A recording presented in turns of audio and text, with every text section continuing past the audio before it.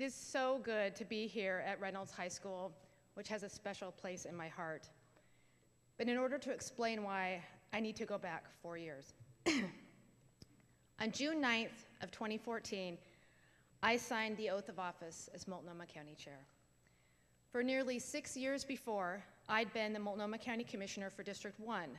That's the western edge of Multnomah County, from downtown Portland to Stovey's Island to my neighborhood near the Selwood Bridge. But as chair, I have the responsibility to serve every corner of this county, from Sylvan Hill all the way to the Bonneville Dam. And on my first day as county chair, I learned exactly what that meant.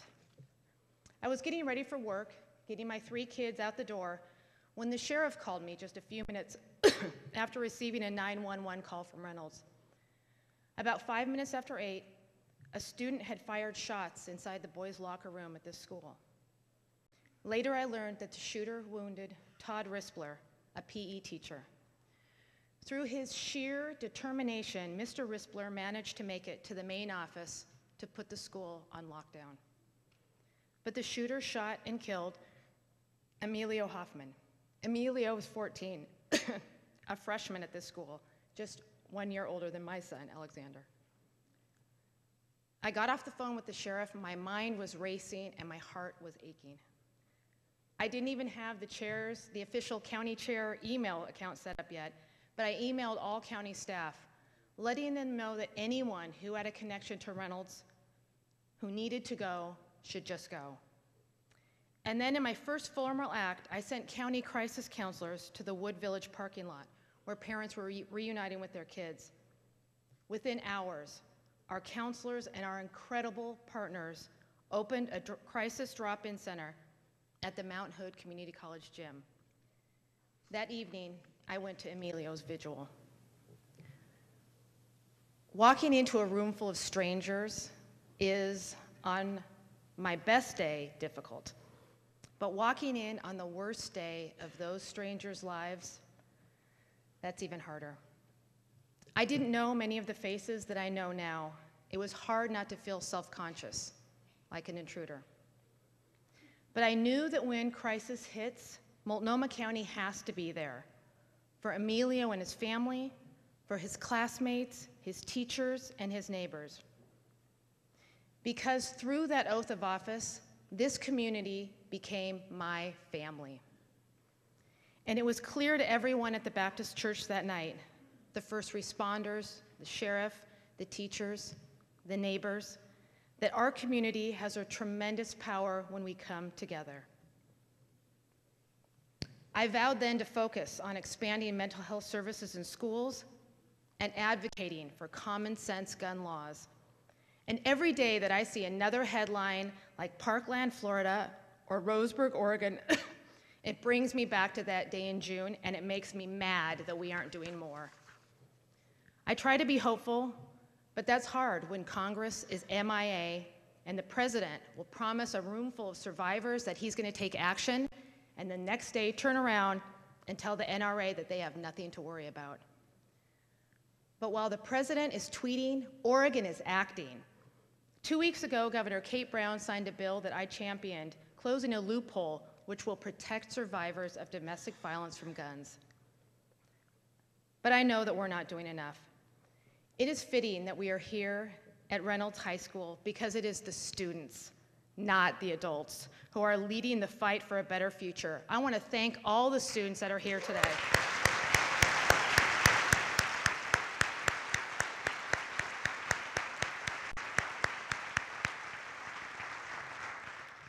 You understand, no matter how tough it is, we have to take care of one another. This morning, I'm looking forward to talking about the work that Multnomah County is doing, including here in East County, where our strong partnerships have led to new investments and collaborations. Gresham Mayor Shane Bemis, Fairview Mayor Ted Tosserud, Troutdale Mayor Casey Ryan, and Wood Village Mayor Timothy Clark, thank you all for your partnership.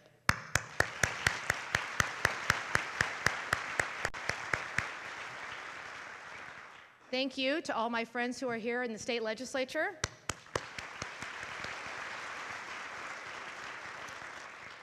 And I want to thank Reynolds School Superintendent Linda Florence and Principal Wade Blakely for this beautiful space.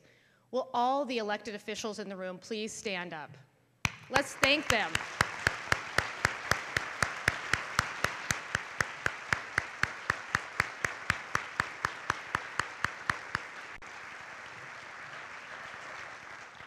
It's not an easy time to be a public servant, and you all deserve our thanks and gratitude.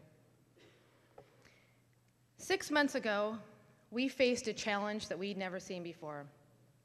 In the middle of Labor Day weekend, in the middle of the night, the sheriff called to say that a wildfire was roaring through the Columbia Gorge.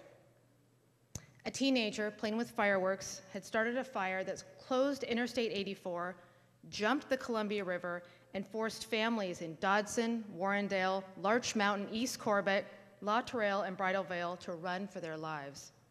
Smoke and ash settled over our entire community. The emergency response was swift, and I could not be more proud because from that first 911 call, Multnomah County pulled our community together like the safety net we are. Sheriff Mike Reese's deputies and young volunteers went door to door to safely evacuate every single household. We set up an emergency operations center in Troutdale. Animal Services worked with sound equine options to load up hundreds of horses, llamas, and goats. County Human Services and the Red Cross opened shelters. Our health department advised us on air quality and managing our stress. We informed the press, hosted members of Congress, and held community meetings. And we somehow managed the flood of support that poured in from people who love, love, love the Columbia Gorge. After the fire spread 12 miles overnight, I drove with Governor Brown to Multnomah Falls. I still get a lump in my throat remembering how relieved I was to see the Gresham and Portland firefighters who had worked through the night to save our historic, beloved lodge. Of course, there was one person who pulled in just in front of me, Commissioner Laurie Stegman. For those of you who know Laurie, this will come as no surprise, for her passion for East County has driven policy, debate, and dollars to this district. Thank you, Laurie.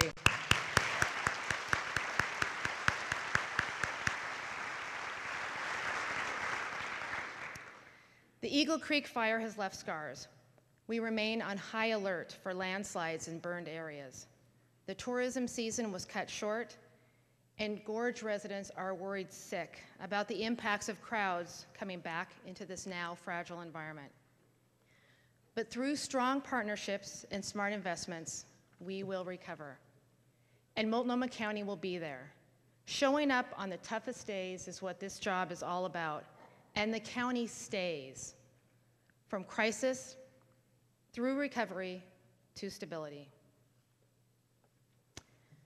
Driving to work, I'm always struck by the construction cranes dotting the skyline. You can literally feel Portland booming, and yet thousands of people are being left behind. 1/3 of households in Multnomah County struggle to meet their basic needs. Families living on the edge never know if a sudden rent increase or illness or car accident will cost them their job or be that last domino that will actually push them from their home into the street. Last year, 30,000 people stood on that edge. 30,000. That's a city the size of Redmond. But through the Joint Office of Homeless Services, they got the help they needed to stay in their housing, get back into housing from homelessness, or to access basic shelter. Unfortunately, decades of federal disinvestment in affordable housing have left local governments feeling like we are in this alone. But by working together, the City of Portland and Multnomah County have invested $100 million over the last 2 years to respond to this housing crisis. And I want to thank Portland Mayor Ted Wheeler for standing so solidly with me on this.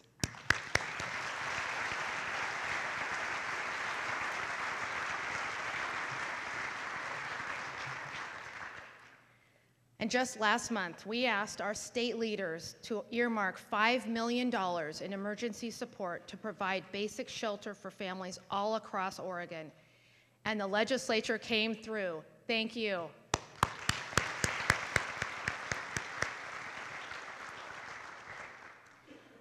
But ending this housing crisis requires more than just emergency shelter.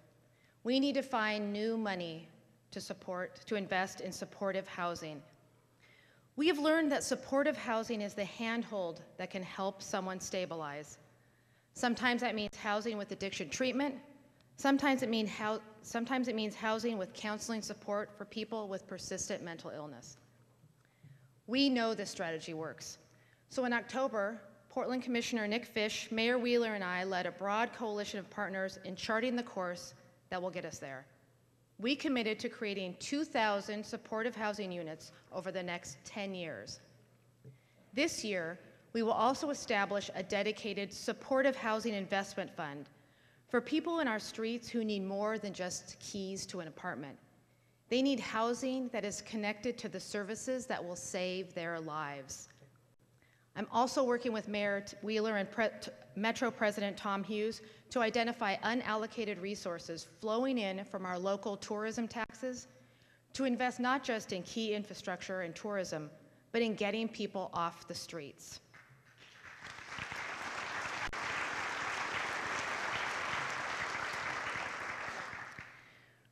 We're always working with our partners to find new creative solutions, which brings me to Bobby Weinstock. For more than 28 years, and as long as I've known him, Bobby's been helping seniors stay in their homes through his job with Northwest Pilot Project. But over the past few years, Bobby's seen more and more seniors standing on the edge. Their monthly Social Security checks used to cover the rent when rent was $350. Now, the cheapest place they can find is $700. In the past, we would expect the federal government to step up. Instead, Congress has cut budgets, making the waiting list for help even longer. Bobby believed that a local voucher program could help cover the gap, and Bobby was right. Last month, Sharon Newell became one of the first seniors to receive one of our long-term rent vouchers. Sharon has MS, chemical sensitivities, and autoimmune issues that can give her seizures. She could never find housing that didn't make her sick. And yet her Social Security check was never going to stretch far enough to pay rent on a healthy apartment she needed for herself and her beloved therapy dog, Gracie. Sharon was ready to give up. Then, thanks to Bobby and the voucher, today she has an apartment all to herself, and she's getting her health back, free from the stress of having to choose between rent or pet food or medicine. This, Sharon says, was a lifesaver.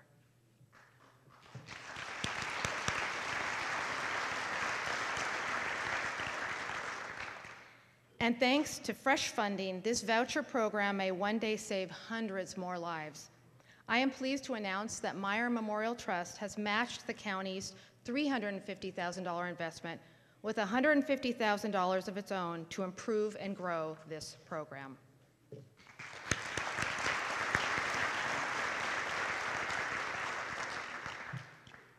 After the shooting at this school, we sent more mental health professionals into the field.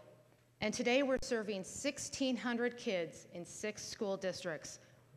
We just began providing support for teachers and case management to kids in kindergarten through 3rd grade. We'll spend $1.3 million for mental health in schools this year. Few problems are tougher for individuals and families than a mental health crisis. Last year, Multnomah County's 24-hour crisis services reached more than 80,000 contacts through our call center, our mobile outreach team, and our urgent walk-in clinic. 80,000. With all that we're doing, it's important that we know what's working, to learn what we're doing right, find the gaps, and close them. And I want to thank Commissioner Sharon Myron for spearheading an analysis of our mental health system, and I'm looking forward to the recommendations from our nationally recognized contractor. As an emergency room doctor, Sharon brings a passion for quality improvement and practical solutions. Thank you, Sharon.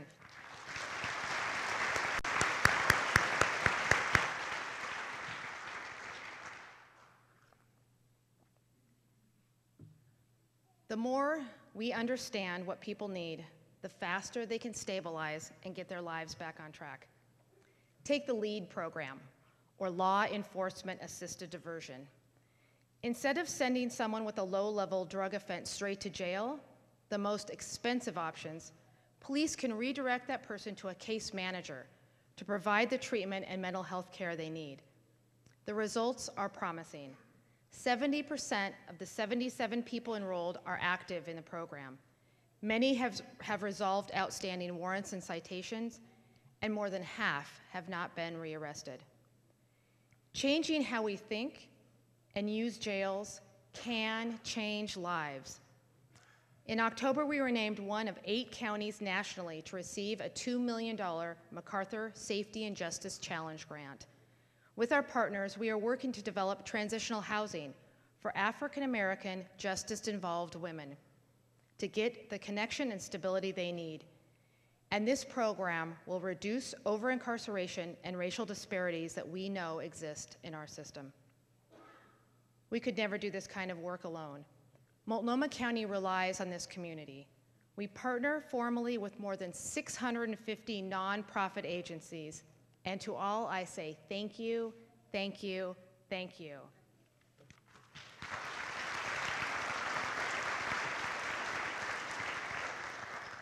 Without your passion, compassion, and expertise, we could not do our jobs.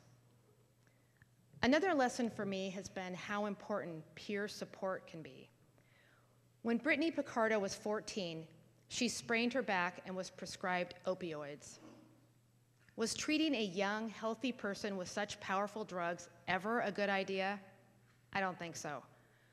We know now that like the millions of others who were sold a bottle of opioids, Brittany's life spiraled from the experience. She became addicted, dropped out of school, and grew estranged from her family.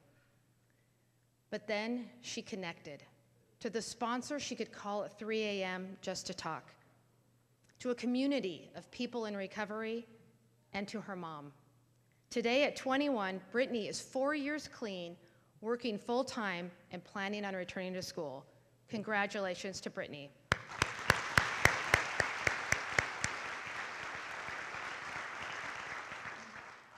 When corporations recklessly promote a highly addictive product that destroys lives, we need to hold them accountable.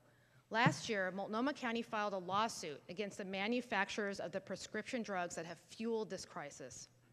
And we've been trying aggressively to limit the damage.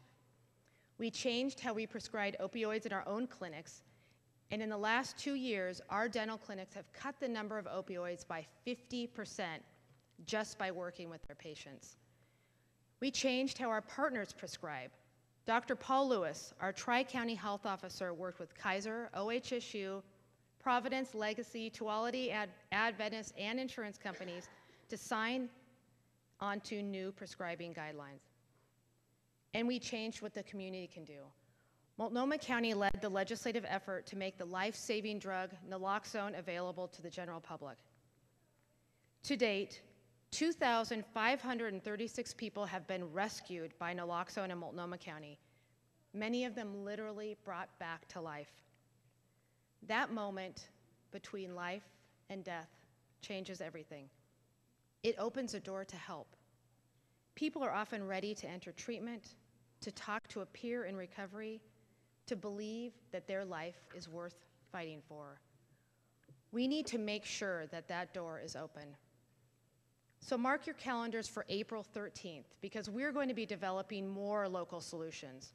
We're partnering with Lions for Life in the first of its kind Opioids and Addiction Summit, which will bring together the 3 sheriffs, 3 DAs, and 3 boards of Multnomah, Clackamas, and Washington counties to hammer out solutions that we can adopt now.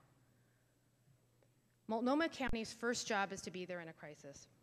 But the county also provides essential infrastructure to ensure that those services are available. Since I've taken office, we've led a surge in infrastructure investment. We built a brand new East County courthouse in Rockwood. We built a new Selwood Bridge. And we are now building a new central courthouse and a health department headquarters. We're making unprecedented investments in East County roads to make neighborhoods safer, more livable, and to support Fairview, Troutdale, and Wood Village businesses. And just last month, Commissioner Jessica Vega Peterson led a push in Salem to secure funding to begin the early stages of retrofitting the Burnside Bridge. Commissioner Vega Peterson is leading our efforts to ensure the Burnside survives a major earthquake and provides a lifeline between the east and west sides of Multnomah County.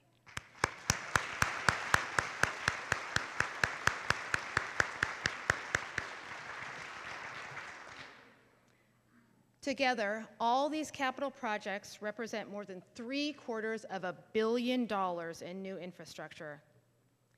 And along the way, we put workers at the center of our efforts because these projects are also a pathway to a long-lasting career in the building trades. In other words, a pathway to a sustainable life. In all of our major construction projects, we set goals to ensure that we have a strong workforce and that the small businesses hired reflect our diverse community. But the industry has not always welcomed women and people of color. So to help bridge these communities to family wage jobs, our first step was a partnership with Construction Apprenticeship and Workforce Solutions, or CAWS, to grow pre-apprenticeship training programs. These programs give entry-level workers the skills and equipment needed to be an apprentice. They also connect them directly with contractors. Echo Dahl, a single mother, found the pre-apprenticeship program at Oregon Tradeswoman and started work. But she wanted more for her family. And through the CAWS program, she met Gordon from General Sheet Metal at a county hiring event. Gordon hired Echo. Since then, she has nearly doubled her salary and was able to buy a house and stabilize her family. I'm very pleased to announce that yesterday, the Board of County Commissioners took a second important step. We voted to set aside 1% of county construction funding to a new Construction, Diversity, and Equity Fund.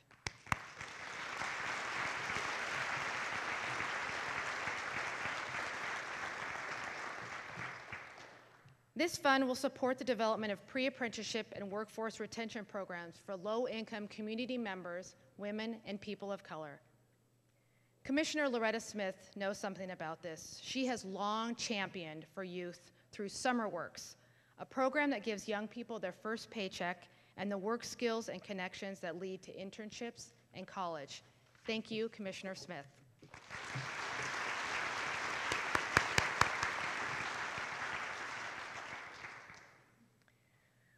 I have loved almost everything about this job. Even on the toughest days, I get to work with the best people. Multnomah County employees who every day do quietly amazing things. Daniela Schlechter-Keenan is one of them. Most of her patients at Multnomah County's North Portland Health Clinic don't know this physician assistant's amazing life story. All her patients know is that Daniela takes remarkable care of them. She sees entire families to make the most of appointments. She delivers groceries. She advocates tirelessly for them. In January, Daniela was named one of Portland's best healthcare providers in a survey of her peers by Portland Monthly magazine. And more importantly, in part because of her advocacy, OHSU reversed its 30-year policy and will no longer consider immigration status for transplant lists.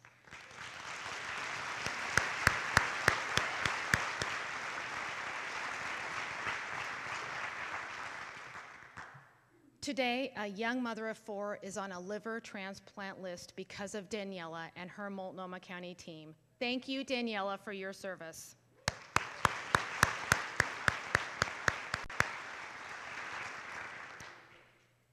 Having a workforce with diverse voices and experiences makes it possible for Multnomah County to truly reach and represent our community. It's just as important that our employees feel that they're supportive and in a place where they are safe and can thrive. We know we have a lot of work to do, and I want to thank the employees who've shared their stories and are working alongside us to build a workforce equity strategy that can make Multnomah County better, rooting out racism and making us the fair and just place that we want to be. I know that nationally, things feel troubling, like we're falling apart. But in Multnomah County, we're better than that. We value each other's perspectives, we listen to different points of view, and we find solutions. I'm excited for this next year, and I'm thankful that we're in it together. Thank you for allowing me to join you on this amazing journey. Thank you.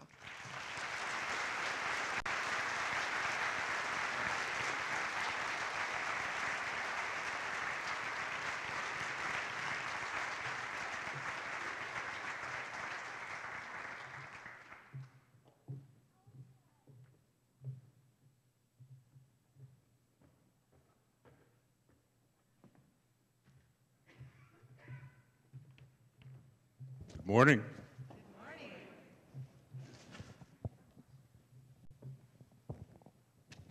So I've got to pay the bills first. For our broadcast audience, this is City Club of Portland's Friday Forum. I'm Kevin Modica, former Assistant Chief with the Portland Police Bureau.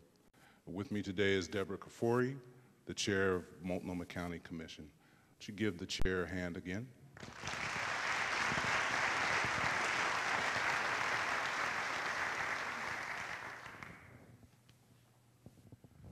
So, Chair, we're going to have a conversation. All right, may I call you Debrah? All right. In this conversation, I'm going to ask you several questions. Some of it's going to involve a lightning round, and then we'll have questions from the audience. So, the first question I'm going to ask you is, can you give us an update on the sale of Wapato Jail? I've never had that question before. Wow. Well, we have an offer right now on the jail, and we will know by the end of the month whether that offer is coming through. I had been on the job, the day I started, this jail had been open for 5 years, or I should say it had been built for 5 years but never opened, and it has been something that I've been working on since the first day I arrived, trying to sell the jail. We don't need it. It's expensive. And what we do need is to get the jail sold, get it back on the tax rolls, and making an investment for the people of the state of Multnomah County. Thank you. So now I'm going to ask you for a little clarity on that. What is your personal hope for the use of that facility?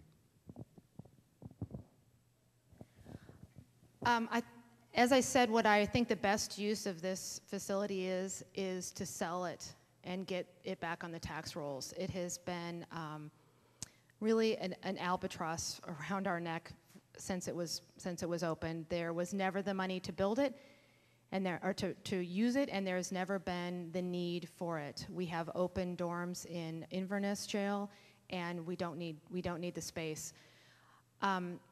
There has been discussion about a lot of other uses for this jail. It's in an industrial sanctuary. The land use laws don't allow any other uses, and I just think that having it back on the tax rolls is the best thing for us. Thank you. Next question. Multnomah County is known for Sun Schools. What are you doing to meet the needs of all the people who want a Sun School in their neighborhood? And of particular interest is, you mentioned in last year's State of the County, different support for Sun Schools and strengthening the infrastructure around that. Can you comment on that? Pleased to. Everyone loves their Sun Schools. It is really one of our proudest accomplishments as a county, is bringing partners in the community into schools to work with kids so that they can achieve great things. When we look to open new Sun Schools, we prioritize where the need is the greatest. And we know that there's a lot of need. There's been especially a lot of need in East County. And of the new Sun Schools that we've opened, since I've been on the board, the vast majority have been in East County where the need is and where the families and the kids best utilize those services. Thank you. Are you worried at all that the county is at risk of losing federal funds for core services by taking a stand as a sanctuary county, specifically surrounding the DACA issues? What I'm most worried about is the kids and families in our community who are scared every day because they don't know whether their husband, their father, their grandmother will be coming home from work, whether they will be picked up when they call the police because they need to get assistance. That's what worries me the most. And I know that as a Multnomah County Commissioner, member of our team, our values ensure that we want to take care and protect everyone in our community. We value the voices of different experiences, and we will not be bullied by a federal government that is racist and irrational.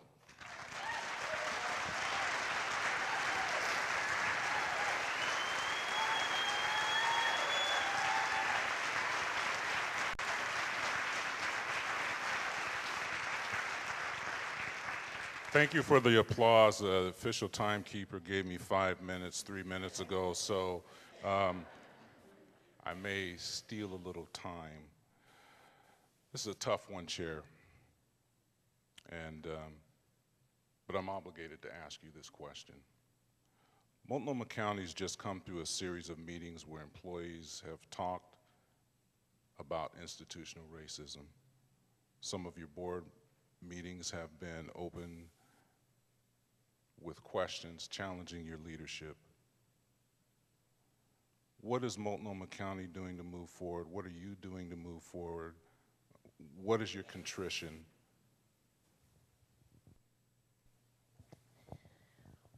First of all, I want to thank the Multnomah County employees who have come forward to share their stories. And we are taking those very seriously. We know that institutional racism exists at Multnomah County, and we are committed as a Board of Commissioners to ensuring that Multnomah County is a safe and welcoming place for people to work. We've taken several steps. The first is we've immediately taken all complaints and they go straight to the COO. We have a no wrong door policy. So if people have a situation they want to talk about, those complaints go straight to the top. The second is that we're working alongside our employees to develop a workforce equity plan. That plan will be voted on by the Multnomah County Board of Commissioners on April the 5th. It talks about retention, recruitment, and how we can ensure that we start getting at the root of the causes of racism and eradicate that. The third thing that we've done is we've hired a professional national consultant to advise us on HR practices to ensure that our HR practices are proactive and not reactive.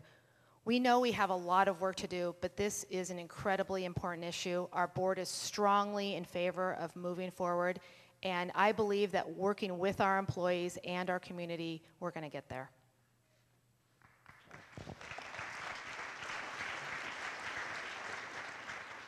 So I have 1 minute. We have 1 minute. I'm glad you're smiling.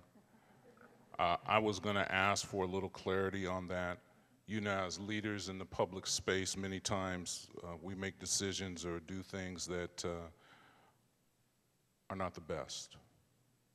How do you feel you've played a role in any of the institutional issues at Multnomah County?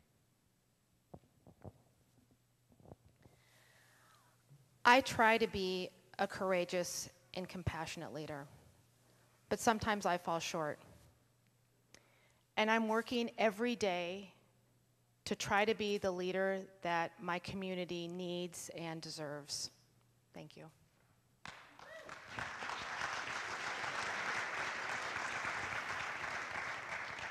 Thank you, Chair. I'd like to transition now and go to some questions from our audience. And as a reminder, everyone watching or listening today is welcome to ask a question. If you've written a question on an index card, hold it high for the City Club staff to collect. If you're listening, you can also submit questions via Twitter using the hashtag FridayForum. I'd like to begin the questions with two high school students. The first is a senior from Reynolds High School, Yesenia Ramos Pacheco. Yesenia is an active member of the National Guard, a youth commissioner on the Youth Against Violence Subcommittee, and a member of the Welcoming Inclusive Sanctuary City Task Force for the City of Portland. Yesenia, are you here?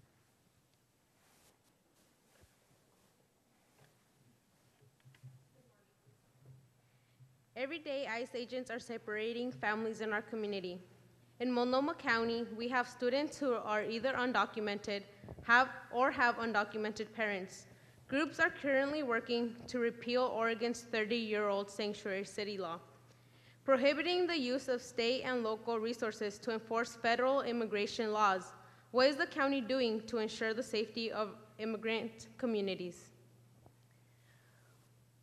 We are proudly a sanctuary county in a sanctuary state. When our current president first issued his executive order, I heard directly from our employees who are out in our community about the fear and the repercussions of this executive order. Moms weren't bringing their kids in for doctor's appointments. Women weren't showing up to get restraining orders against abusive spouses. People were hiding, and that's not okay. We immediately went to our community partners who work with families across the county and asked, what could we do? And we heard from them that they needed support. So we quickly got financial resources on the ground to assist those families in preparing for the future. We're committed to continuing this investment, and we're committed to working with our partners. Instead of telling people in the community what they want and need, we're asking for their involvement in how we shape our future. Thank you, Yesenia. The next question comes from Faisal Osman. Faisal is a 16-year-old sophomore at Madison High School. Faisal is also a youth commissioner and is the co-chair of the Education Youth Voice Subcommittee. Faisal, are you here? Thank you.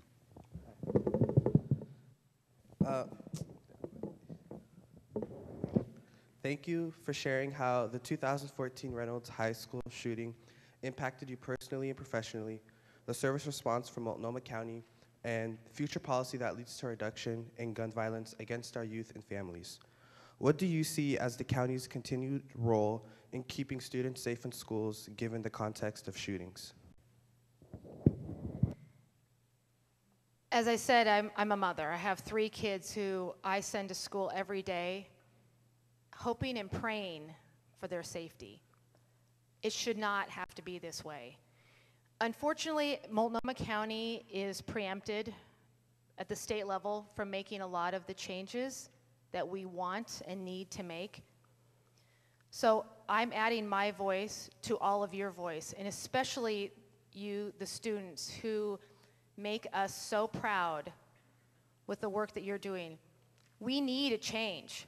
We need to demand that our kids feel safe in their schools, and if the people that we've elected to do it won't, we need to get them out.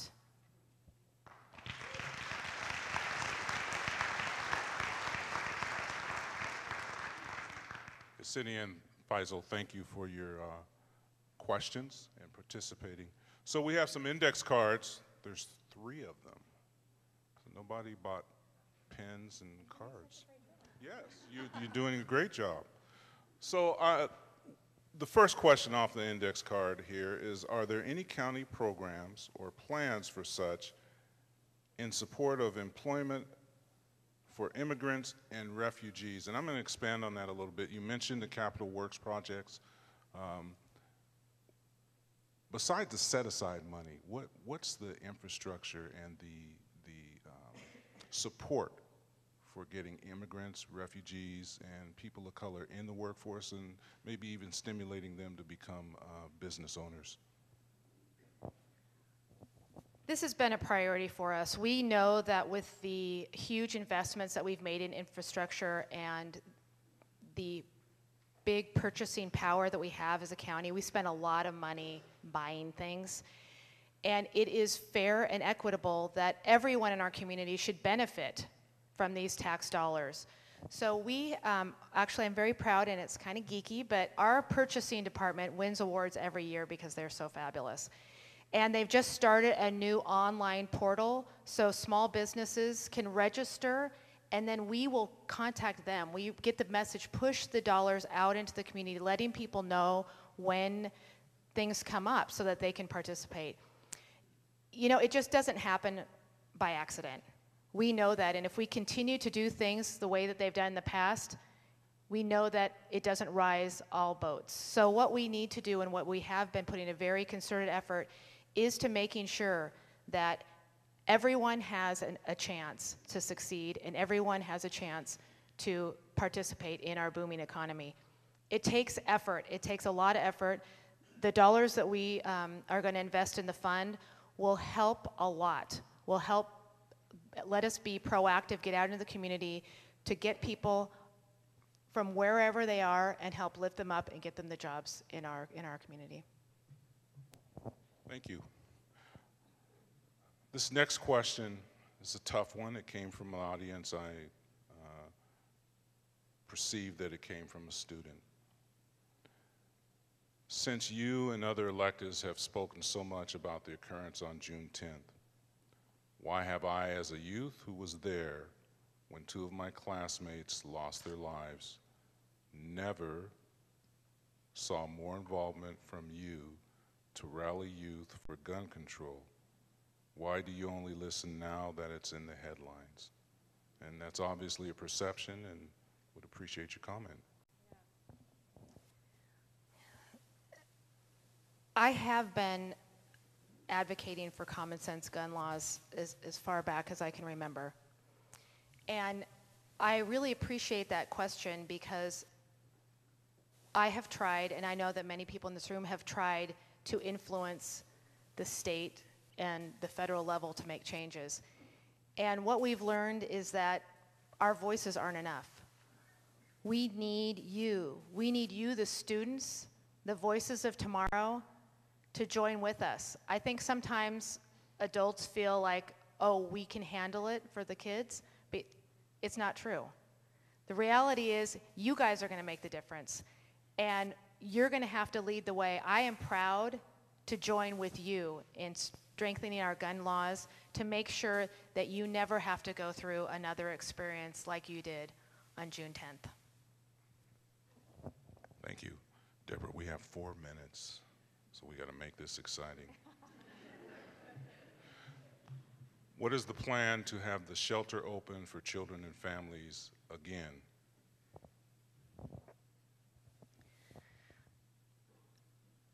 So we had to close our family homeless shelter last month. We knew that the roof had been leaking, but once tiles started falling from the ceiling, I knew it was time to close the shelter. The safety of the families who are living there was my #1 priority. And it wasn't an easy decision, but I knew that it was one that had to be done. We immediately moved those families into motels, which is not an optimal solution, but it's better than obviously living on the streets. Looking forward, we are trying to assess what's the best way to move forward, whether the shelter can be repaired to be used again, or whether we need to find another option. But a shelter is not a solution. And families, no family in our community should be sleeping on the streets or in a shelter. There is no way that a child is going to have a good day at school, that a parent is going to be productive at work if they've had to sleep in a room with 130 other folks. So we had a campaign over the holidays, and we're going to do it again, calling on our partners in the community, people who own a multiplex or somebody who just has a room to rent. We need you to contact us and let us know that you're willing to rent a place to one of our families. Many of these families have jobs. Some of them have vouchers. They just need an open unit. Over the holidays, we housed over 150 people, and we know that there are many, many more waiting. So I encourage all of you to get on social media, Call your friends and relatives and let them know. If you have a place to rent, call us and let us know. Thank you.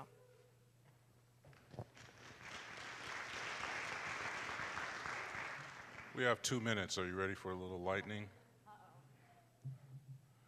So I'm just going to give you a word, and you're going to have about 5 seconds to respond. Bridges. Burnside Bridge, Lifeline.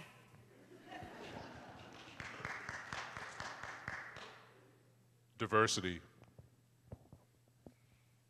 Important to our community, worth celebrating. Families. The heart of our community. No family should sleep on the streets or in a shelter. Police and sheriffs. Thankful for their support every day and looking forward to working with them to make our community a safer and more equitable place. Succession planning. There are a lot of folks at Multnomah County who are getting ready to retire. We'll have a lot of job openings. So students, sharpen your resumes. We need your young talent at Multnomah County.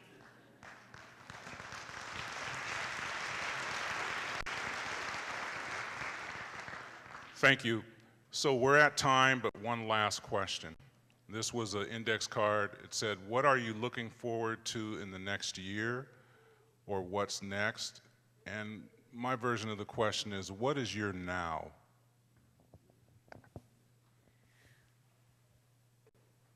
We have a lot of work to do at Multnomah County. Not all of our employees feel comfortable coming to work every day, feel that their beliefs are respected and that they are being able to be their true selves at work. And that is my #1 priority this year, is to make sure that our workforce is strong, because if people are not feeling comfortable and proud of the work that they're doing, they're not going to be able to translate that into providing the best services that they can for Multnomah County. This is a wonderful, amazing, amazing community. I am proud to work for you and with you every day, and I just want to say thank you, thank you, thank you.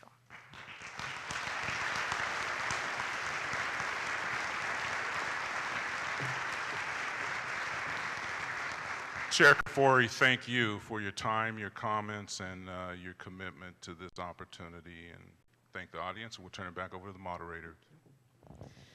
Our time is up today, and we need to pause the discussion for now, but as always, we hope this is the beginning of even more in-depth conversations for each of you. Please join me in thanking our panel for being here today, and also I'd like to thank the Friday Forum Committee for all of your hard work putting today's program together.